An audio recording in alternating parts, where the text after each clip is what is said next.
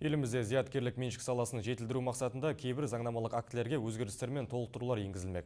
Осыған орай облыстық әділет департаментінің мамандары дөңгелек үстел өткізіп, көпшілікті заң жобасындағы өзгерістермен ақпараттандырды.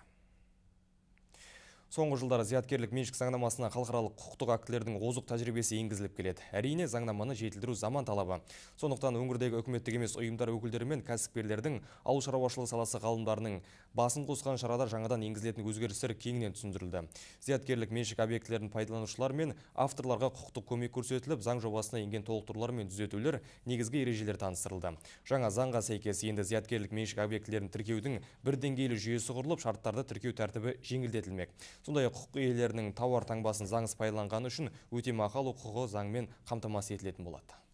Бұрынғы заң бойынша мемлекеттік органдар жаңағы зияткерлік меншік объектілерін мемлекеттік органдар тіркеп отыр.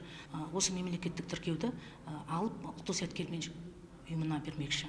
Яғни тіркеудің бір деңгейлі жүйесін құрғысы келіп отыр. Және тауар таңбасы заңсыз пайдаланушыларға өтемақы төлеу, тіркеудің шарттарын жеңілдету сияқты мәселелер қарастырылып отыр. Жаңа сорттар шығарып, заманауи талабына сай жұмыстар жасалынып жатыр. Бүгінгі таңда мысалға 2016 жылдың өзінде ғана 15-тен аса инновациялық патенттер алынып, бірнеше ондаған авторлық куәліктер алынды.